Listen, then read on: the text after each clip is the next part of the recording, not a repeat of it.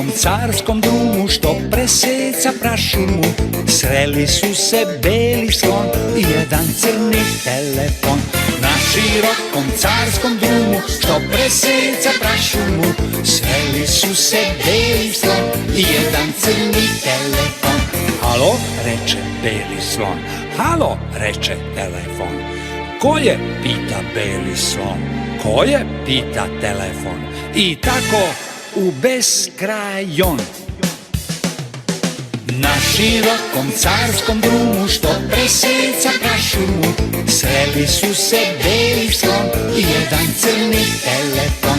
Na širokom carskom drumu što preseca prašumu, sreli su se beli slon i jedan crni telefon.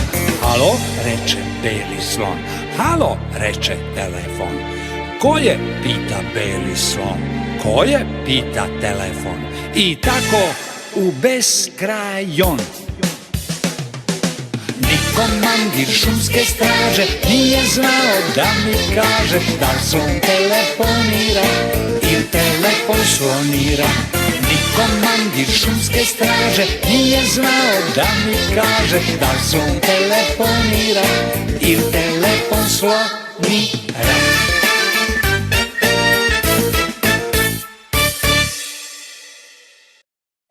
Dobar dan, trećaci. Evo nas na času srpskog jezika. Evo, za početak ste čuli jednu lepu pesmu. A ne znam da li se sjećate ko je napisao ovu pesmu. Pominjali smo je kad smo radili neku drugu pesmu. Radili smo pesmu Domovina se brani lepotom, a radili smo i pesmu Deca mogu da polete. Siguran sam da ste se već prisjetili da je u pitanju Ljubivoje Ršumović i ovo je pesma Telefonijada. Možda se sjećate, možda ne, nismo nešto mnogo razgovarali o njoj, pomenuli smo je samo kao jednu od pesama koju je on napisao. A danas ćemo se zajedno prisjetiti šta smo to sve radili u 3. razredu iz srpskog jezika. Dakle, naučili smo u 3. razredu. Pa evo, srpski jezik. Svi znate da nekad pričamo o jeziku, odnosno o rečima, igramo se rečima, tako pa učimo vrste reči, službu reči i tako dalje, a nekad smo na časovima književnosti kada nešto čitamo i razgovaramo o nekim tekstovima. Što se tiče jezika, ja sam izdvojio onako vrste reči o kojima smo mi ove godine dosta pričali, imenice, glagoli i pridevi, pa da vidimo šta smo to o njima učili i kakvu to službu oni u rečenici vrše. Za imenice svi znamo da su to reči koje označavaju imena bića, predmeta i pojava.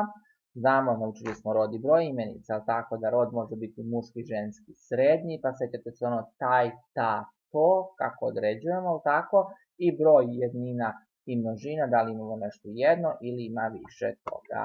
A onda smo se bavili i vrstama imenica, pa smo neke vrste naučili. To su zajedničke i vlastite i mi ih uglavnom razlikujemo tako što vlastite pišemo velikim slovom. Tako, međutim, već ćete vidjeti u 4. razredu, kada naučite još neke imenice, još neke vrste imenica, da nećete moći baš stalno da ih razlikujete po tom velikom ili malom slovu. I naravno imenice imaju službu subjekta, najčešće u rečenici.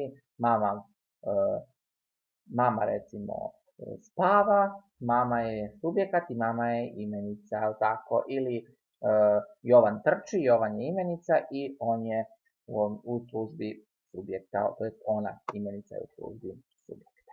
Eto ukratko imenice, a da imamo malo o glagolima. Glagoli su reči koje označavaju šta? Radnju, stanje ili zbivanje. Pa smo tu imali one muke šta je radnja, šta je stanje, šta je zbivanje, sve ste to lepo savladali, da li nešto radimo, da li neko stanje menja se nešto, tako, ili se napolju dešava neko zbivanje. Lice i broj glagola, dakle, lice prvo, drugo, treće, ja, ti, on, ili u množini, mi, vi, oni, jel tako, i naravno jednina množina, opet da li ima nečega jednog ili više. Vidimo šta imamo ovde. Glagoli u rečenici imaju službu predikata. Znači, službu predikata i znamo da svaki glagol u rečenici kada vidimo znamo da je to predikat. Marko trči, trči glagol i trči je predikat. Ili Jovan je došao, došao ili je došao. Sjećate se, imamo taj dodatak je došao ili su došli, će doći.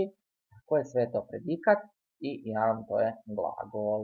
A što se tiče prideva, o njima smo šta naučili? Da su to reči koje stoje uz imenicu i bliže je određuju. Mi smo pominjali opet rod i broj prideva koji određujemo na osnovu roda i broja imenice uz koju pridev stoji i koju opisuje, tako? Odnosno koju bliže određuje. Jer zašto nećemo reći stalno opisuje? Jer imamo opisne i prisvojne prideve. Imamo oni koji govore kako je nešto, to su oni opisni. Markov šareni, recimo ranac, šareni, kakav je ranac šaren. A Markov ranac je prisvojni, jer čiji je ranac? Ranac je Markov. Eto ukratko o jeziku. Imenice, glagoli, pridevi i naravno tu su služba i vrsta reči. Pored ove vrste tu je i služba. Vidimo književnost. Ja sam zamislio da književnost, da se podsjetim ukratko svih dela koje smo radili. Nećemo sada pričamo o svakom naravno, dovoljno je da pomenemo naslov, možda autora i da vidimo da li se vi tih dela sećate. Ako se nečega ne sećate, tu je čitanka da pročitate ponovo. Imamo neke pesme, bajke, priče, pripovetke, basne, dramske tekstove. Pa da vidimo, pesme. Pogledajte za početak ovako, vidite ove neke fotografije. Ko su ovi ljudi na ovim fotografijama? Da li ih prepoznajete? Njih bi valjalo da prepoznajete, da se sećate o kome je reč. Prva fotografija, naša poznata spisateljica, Desanka Maksimović, koju smo njenu pesmu radili. Vozimo se pokraj puta, razasute sela leže, ko potoci posle bure, konji jure, lete, beže. Jel se sećate vožnje? Jedna lepa pesma koju smo radili Desanke Maksimović, a nju ćemo naravno i kasnije pominjati da budemo pričali o nekom drugom, o nekoj drugoj vrsti teksta. Ko je ovaj ovdje gospodin sa naočarama?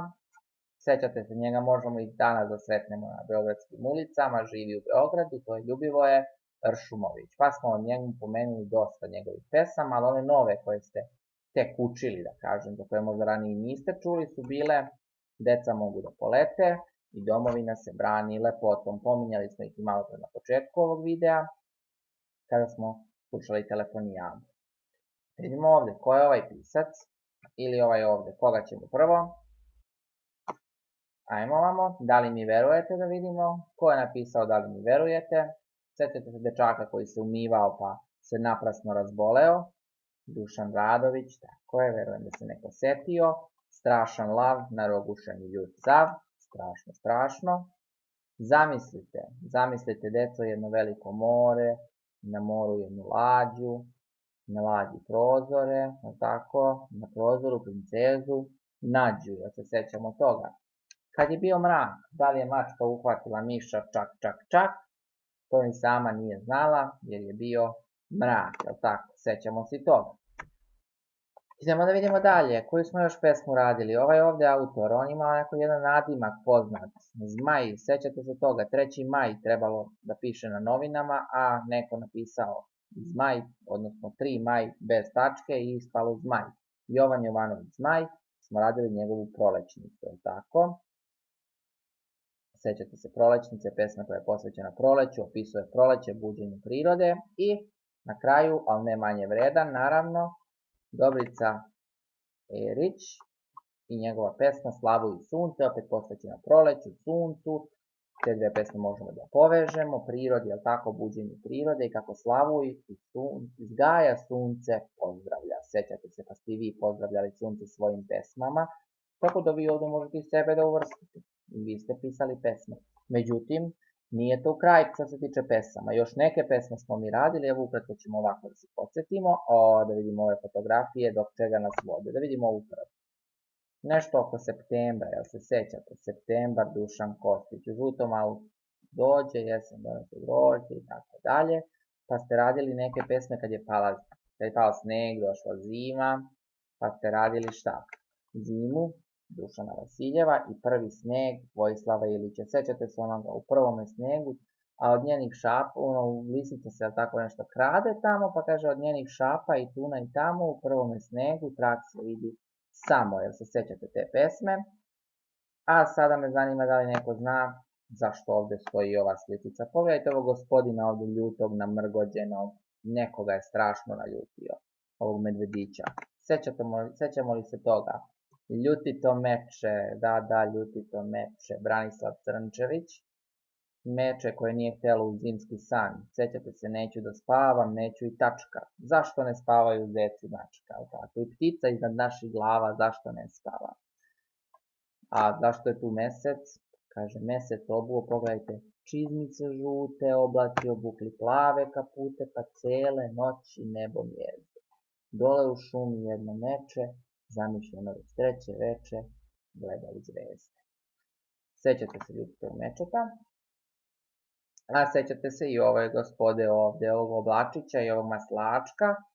Sećate se, maslačak dole, oblačak gore, gledeći počeše da se vole. Ljubavna pesma Milovana Danojlića. I sad ćemo kratko da nabrojimo još neke o kojima ste pričali, koje ste pominjali. Koje je boje potok, Grigor Vitez. Marko Kraljević i Beko Stadin, to je narodna pesma. Sećate se, to je narodna epska. Sad su epske pesme, one malo duže, jel tako? I koji imaju radnje, nešto se u njima događa, tako možemo da ih prepričamo. Pesma o cvetu Branko Miljković, šta je najveće? Miroslav Antić, šta je najveće? Majka, tako je, a onda imamo šta je otac? Dragan Lukić, da li je otac tata ili sudija za prekršaje. Dvije seje brata nimale, opet jedna narodna pesma. Cic Branko Radičević, al se nebo smejiva, al se reka plavi, a ribarče u čun sniva, jasno ko najavi. Eto, ukratko smo se podsjetili pesama koje ste radili u 3. razredu. A tu su i bajke, pa evo nekih 5 bajki sam ovdje izdvojio, njih ste onako dosta temeljno odradili, o mnogima smo i zajedno pričali, pa da vidimo o čemu se to radi u bajkama. Beli konj, ja se sećamo bajke o belom konju. Aha, da vidimo ovdje, kaže, prvo narodna bajka, ovdje mi je prvi oblačić. Šta je ovo? Neki dvorac, neki čardak, ni na nebu, ni na zemlji, jel tako? Sjećate se čardaka ni na nebu, ni na zemlji, braća koje spašavaju sestru, najmlađi tačnije spašava, ostali hoće samo zasluge za to. Ko je ovaj gospodin ovdje? Priča o raku krojaču, iako u naslovu stoji priča, rekli smo da je to bajka i nju je napisala Desanka Maksimović. A evo ga i Stevan Rajičković gore kod belog konja, bajka o belom konju. Zatim, šta je ova pčelica ovdje, pa neke guske, patke, pa neki ključevi, pa neki mravi. Braća Grim, sećamo li se pčelinje matice, nedavno radili. I nešto što smo radili juče i prekjuče, a to je Carevo novo odelo Hans Christian Andersen, tako je. Evo ukratko bajke, čisto da se podsjetimo o čemu smo razgovarali. Vidimo kojim smo pričama razgovarali. Imali smo i priče. Pa pretpostavljam da već vi ovdje vidite po ovim sličicama o čemu je reč. Dve cipelice, zaljubljene cipele, Pierre Gripari, je tako? Sjećamo se zaljubljenih cipela, pa ste vi pisali o zaljubljenim rukavicama, je tako? Idemo dalje. Oscar Wilde nas je obradovao lepom pričom, sebični džin, koji se popravio, tako i na kraju nije sebičan. Staklareva ljubav, ovo je slika, ko je ovo pisac, se sjećate ove pisateljice, Grozdana Olujić, Staklareva ljubav. Dečak onaj koji je voleo da se igra sa staklom, da pravi nešto od stakla, pa je napravio tako nevidljivu devojčicu, to je vidljivu samo za njega. Zatim, Stojanka Grozdanov Davidović je napisala priču o dobroj Rodi. Sećamo se Rode koja je bila umetnica, crtala one lepe leptire. Sun Yu Jin, da, svitac traži prijatelja. Da, sećamo se svica koji je želeo po svaku cenu da ima prijatelja, ali nije baš se najbolje snalazi u tome. Pa ste vi pisali pismo svicu, ako se sećate toga. Kako da promeni svoje ponašanje i kako da se ophodi prema onima koji žele da mu budu prijatelji. Vrapčić Maksima Gorkog, tako, Maksim Gorki autor, Vrapčić, mali neposlušni Vrapčić, jel tako, koji nije baš slušao mamu i tatu. Šta je ovo ovdje? Sećate se ovoga? Kuća je ušla u babu, odnosno trebalo bi baka je ušla u kuću, izokrenuta priča Branka Ćopića. Evo, ukratko smo se podsjetili priča, a tu su i pripovetke. Što se tiče pripovedaka, imamo narodne, imamo neku arapsku narodnu. Jer se sećate koja je arapska narodna, a koje su samo narodne. Niste radili autorske pripovetke, nismo u 3. razredu imali ni jednu, ali narodne smo radili. Svijetu se ne može ugoditi, vetar i sunce, i Sveti Sava i seljak bez sreće. Verujem da se sjećate neke od ovih. Vetar i sunce, kad se oni tamo gledaju ko je jači, ko je moćniji, Sveti Sava, o njemu se dosta priča i svijetu se ne može ugoditi sa onim ljudima koji hoće da se prevezu na magarcu, pa ljudi kažu, jao, kako tako jadna životinja, pa kad siđu ne znate ni da iskoristite životinju, pa onda kako to muškarac ide peške, žena se vozi i obrnuto, pravi naslov priča, svijetu se ne može ugoditi. A sjećate li se koja je bila arapska narodna pripovetka? O nekoj životinji, lav i čovek. Se sjećamo lava koji je htjela se osveti čoveku, a nije znao kako čovek izgleda, pa ga čovek nadmudrio. Ali taj čovjek bio ipak drugačiji od onih ljudi koji su ubili njegovu braću, ako se dobro sjećam, i oca, tako. Basne. Šta su basne? Kratke pričice, jel tako? Kojima životinje imaju osobine ljudi. Pa koje ste vi narodne, a koje autorske basne radili? I Vuk i Jagnje, a autorske ste radili Kornjača i Zec, to je Ezop napisao, Lisicu i Rodu također Ezop, i Cvrčak i Mrav, La Fontaine. Zašto ovdje nema Vuk i Jagnje autor? Što je narodna basna, tako je.